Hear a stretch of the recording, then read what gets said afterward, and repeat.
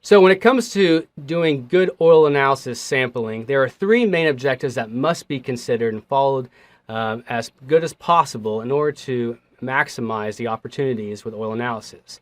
These three objectives are listed here. The first one is maximizing data density. This means you're taking a sample from the spot in the machine that can give you the best data, most accurate data, and full of information of what's been happening at that machine as recently as possible. You know, if you take a sample from the bottom of a reservoir, you might get a lot of data, but that data could have happened yesterday, or it could have happened last year, or it could have happened any time since that oil's been in that machine.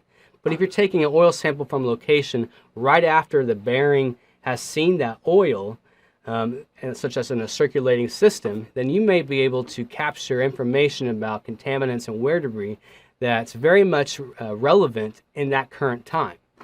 So sampling from a return line or at an elbow, we'll talk about why that's important, or before a filter is very important. Sampling before a filter gives you data about the levels of contaminants that are existing and entering into that machine. But if you take it after the filter, then all you're really finding out is anything related to fluid properties or how well that filter is actually doing its job.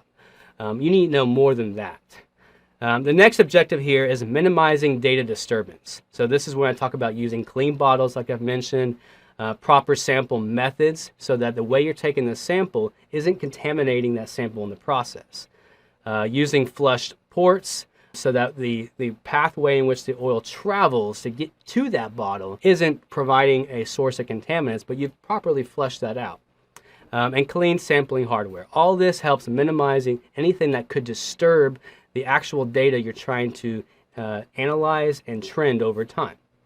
And the third one here is proper frequency. This is very much important when you're thinking about catching a potential failure mode early on during its failure mode.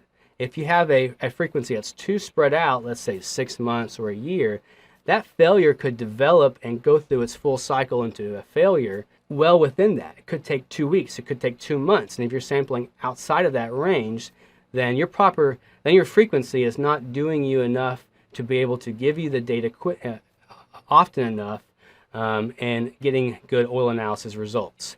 So some of the things you want to consider to be able to obtain these objectives has good sampling locations, good sampling procedure, good hardware, right sample bottles, right documentation, so that all of this can lead up to good oil analysis, interpretation, and action, and confidence that that action you're taking to avoid that failure that could be occurring is true, and you're not just simply blaming it on something else that you think might have influenced it. So all these things are drastically important. And you notice some of these things must be done before the sampling occurs, not after you start seeing some concerning data. You might have a few opportunities here and there to take the right sample or have a sample port installed at the right location.